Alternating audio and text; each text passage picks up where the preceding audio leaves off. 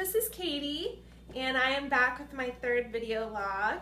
So today I'm going to talk a little bit about my diet. If you couldn't tell, I'm wearing my shirt IIFYM, if it fits your macros. That's what I do. This is from Outwork apparel, actually, so I'll post the website down in the description. But today I wanted to post a little bit, or describe a little bit more about what my diet philosophy is, and I've had a lot of questions about reverse dieting, flexible dieting, which on Instagram, Facebook, I post a lot about that and a lot about my transition from, I guess you could say, the typical clean eating bodybuilder diet to macros, how that played into my prep last year, how it played into my reverse diet this year, which I'm going to hit on. And then also at the end of my video, I'll give you a little bit of an update of where I am in prep. So, so as a little bit of background, I came from a place a couple years ago where I used to follow a typical, and these are my notes just in case I get off track. I'm going to try to stick to the topic today. We'll see how well that goes. So I used to follow what I would say is described as a clean eating diet. So without going into too much detail, I really believed that sugar was bad. I shouldn't eat bread. It really would negatively impact my physique.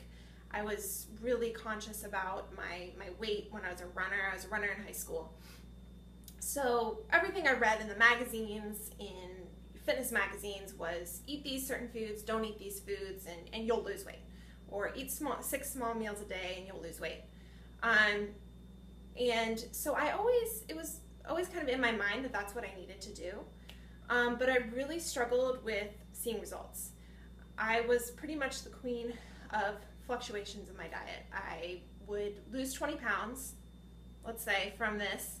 And this was kind of in my college years when I was struggling with my diet the most, when I was going up and down and having I was struggling with binging, I was struggling with excessive cardio. So I would lose 20 pounds, and it was pretty fast. And then I couldn't maintain my diet because I was on a diet. So the transition that I made from clean eating because there's really no objective way to describe clean eating. It's really different for every single person, what they see it as. My transition from kind of this restrictive diet where I eliminated certain foods to flexible dieting was after I actually found Lane Norton, who is my coach, on YouTube, and I watched a couple of his videos on if it fits your macros versus clean eating. And then I did some research myself, because I all of a sudden was like, wait a second, I don't have to restrict these foods. I can eat what I want as long as it fits my numbers, my protein, fat, and carb numbers. And then also I found his video on metabolic damage and adaptation and reverse dieting.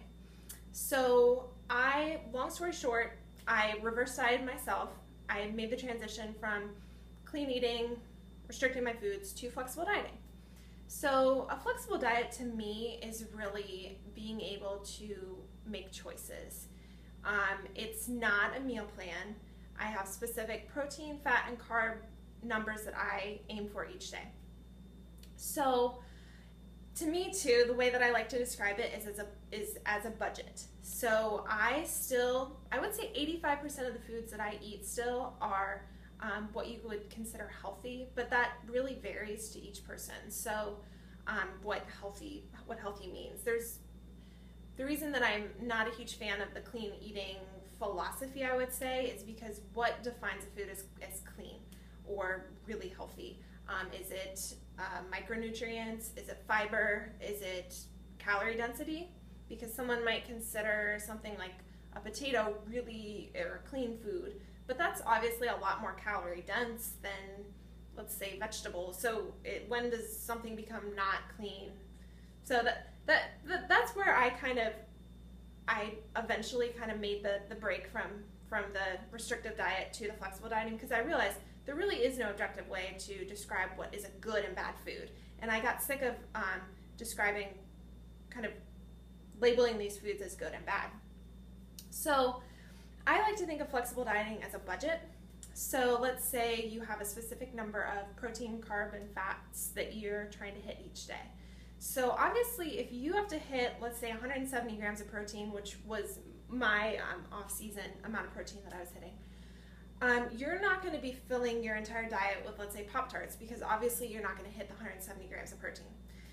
And also I aim for a certain amount of fiber. Well, you're not going to hit that if you just eat Pop-Tarts either. And that's kind of the bad rap that I think flexible dieting, and if it fits your macros, gets, is that people just eat junk.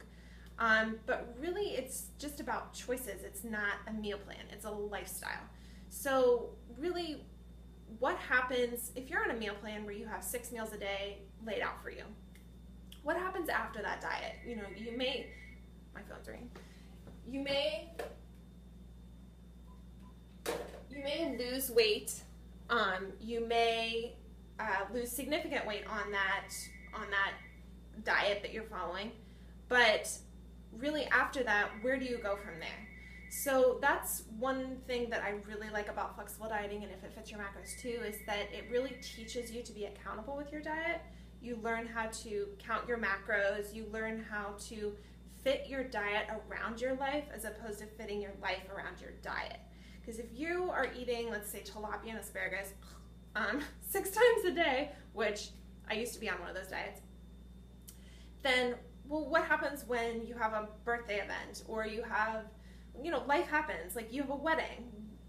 Well, do you want to be the person that's bringing in your Tupperware and bringing in your, you know, asparagus and tilapia into the event? No, you want to have flexibility. You want to have choices. So flexible dieting to me really is the ability to make your diet whatever you want while still seeing results. Because your body isn't, it's not like it's like, oh, this is a carb from a sweet potato and this is a carb from one of my favorites, Arctic Zero. Like it's not like it can tell. I mean, of course you need your micronutrients, of course you need healthy foods, etc. But it allows you to make your own choices and be accountable for your diet, as opposed to having this meal plan that you're following, and then after your diet, kind of where do you go from there? So that's why I love flexible dieting. It has worked for me. So I'll talk a little bit about my personal diet, and then kind of give a little bit of background about my reverse diet from this past year. So I do not restrict sodium. I do not restrict sugar.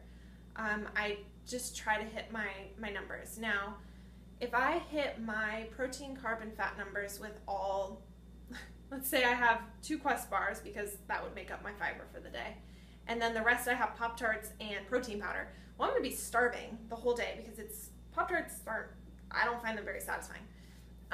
So obviously I'm going to be filling them with whole foods, and so I like to think of my diet as 85% or so of what you consider healthier foods, and then I fill it in with what I want. And really, I have found this too. I used to struggle with binging and overeating, and then trying to restrict and do excess cardio and make up for it.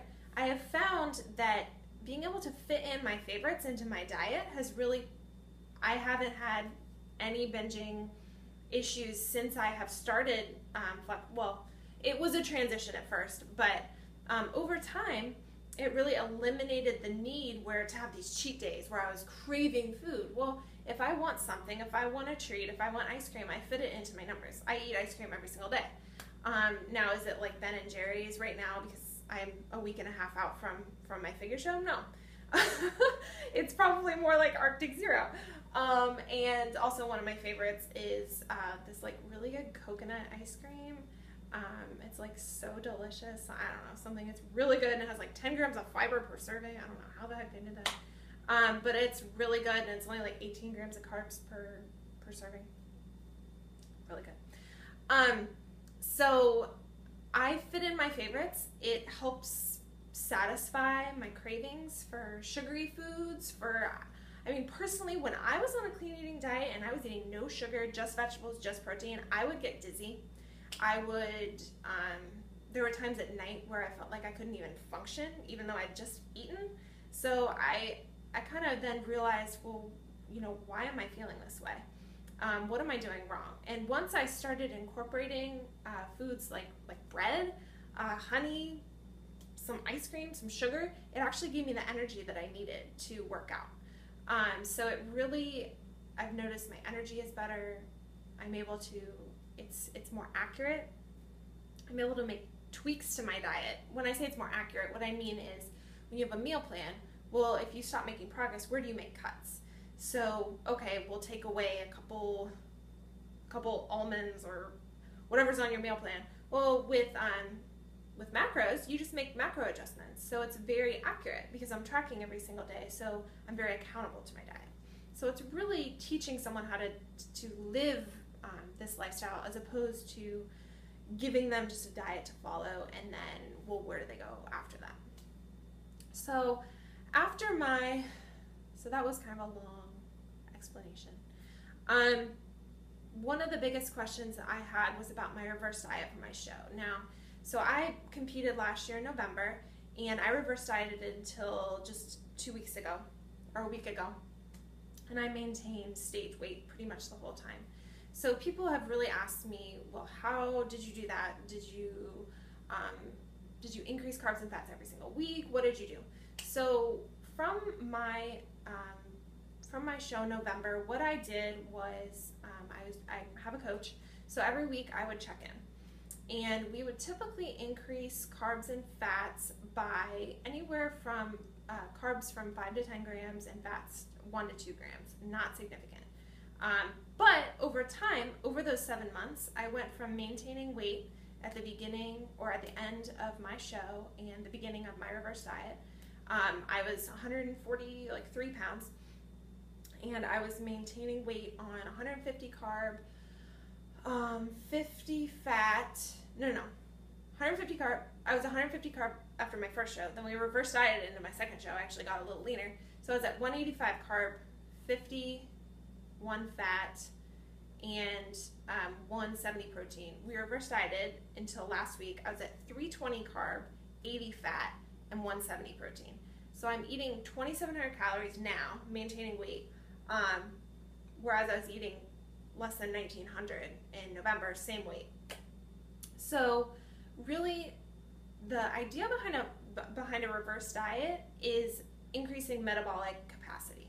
So just like your body can adapt to dieting, where when you diet, anyone who's followed a diet, you follow, let's say, a certain number of calories for a while, then after a while you stop losing weight. Well, our bodies are meant to survive. So our bodies are going to adapt what we're doing, or to whatever diet that we're doing. So let's say that that's why these low calorie diets are very dangerous. Because if you jump on 1,000 calorie diet and your body adapts to it, well, where do you go from there? Do you go to 800 calories? That's like not healthy. So obviously, so the idea behind a reverse diet is not to lose weight. I think a lot of people get this idea in their head that, well, if I reverse diet, like they see these stories of people losing weight, which can be an exception, or getting leaner. And they think, well, I'm going to reverse diet and get leaner. Well, the main idea behind reverse dieting is increasing metabolic capacity slowly. So just like your body can adapt to the lower calories, if you increase calories slowly, your body can also adapt to that. So really over my reverse diet from November, we just slowly increased carbs and fats each week. Though it depended. Some weeks I would be up, let's say 2 pounds. And so we wouldn't. We'd stick with the macros, let it ride out for a week or so, and then increase again in the next week if my weight plateaued or kind of went down. So it's a slow process. I've been very diligent about sticking to my numbers over the off season. Some people don't like that. Some people don't like to track every single day and be as strict about it as I am. I try to stay within 5 grams of each protein, fat, and carb. But what I've noticed, though, because I used to struggle with binging and with the restrictive diets, so tracking for me is a way to have freedom with my diet, because if I don't track, some days I might be way under, some days I might be way over, so it's really accountability. And since I knew I was going to be competing, I'm competing in 2 weeks. Since I knew I was going to be competing, I wanted to stick to the reverse diet as closely as possible to really see what my body could do, like how I would progress, which over this off season, I actually, so I maintained stage weight, and then also from November until now, my squat went up significantly. So my max squat back in November was 320. My max squat now is 347. My max bench, I don't want to talk about that. I've got a shoulder injury, so bench is a little, it's kind of it was like 165, now it's 175 sometimes if I'm feeling okay. So that went up a little bit. And then deadlift, I went from 350 to now 365, or 360, I can't remember. So all my lifts went up, and I put on mass in my legs, I put in mass on my back, but yet I was able to still maintain leanness and increase my metabolic capacity. So now I only have to diet for my show for only a couple weeks. So that's a little bit of a background of reverse dieting. This video is a little bit long because it's hard to kind of explain reverse dieting in a short video. But really the idea behind reverse dieting is to make, if you're on low calories and let's say you're maintaining weight on 1,200 calories, is it healthy to diet? If you want to lose a little bit more weight, to diet on 800? No, it's absolutely not.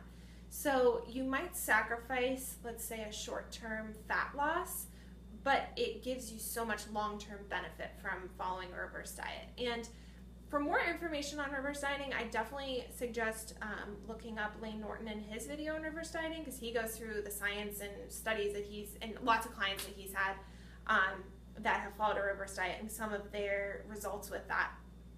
So, so I definitely suggest looking that up for more information, because this video, I mean, I could go on and on about reverse dieting for a while, but that's kind of the idea behind it. So it gives you this metabolic capacity, because now I'm maintaining weight on 2,700 calories. So to cut for my show, I only have to do a couple week prep, because I maintained pretty close to stage leanness, and then now I will only have to prep for a couple weeks. But my calories are so high that my prep isn't even that. I mean, it feels restrictive to me because I'm used to 2,700 calories every single day. But I'm never going to go below 1,900 calories. So even while cutting and getting leaner. So that's a little bit more background. My video is already at 18 minutes. So I'm going to sign off. But just a little bit of a prep update of where I am. I'm going to try to make my future videos shorter, so you don't have to watch such a long video of me. But my prep update, so I'm actually, how many days? I don't know, 12 days or so out from Junior Nationals, so I'll be competing in figure, and I'm still doing powerlifting training. I'm not doing any cardio. So that's another thing I can maybe talk about, my transition from cardio to no cardio and lifting in another video, because this video is too long already. So I'm not doing any cardio. I'm about 12 days out, so I'm going to start peak week here in like 4 or 5 days. Super excited. So getting everything kind of wrapped up and together. So it should be fun. So yeah, I hope this was helpful for some of you, and kind of my diet philosophy and what I do and my reverse diet. It's definitely not a one size fits all. You have to constantly tweak, constantly be monitoring your progress. And so I hope this helps. I will also post Lane's YouTube channel down in the description, so you can look that up if you're interested in more of a kind of scientific look at reverse dieting and seeing that. So thanks guys, I hope you enjoyed this, and I'm going to go train. It's kind of late here, but deadlift time. See you guys.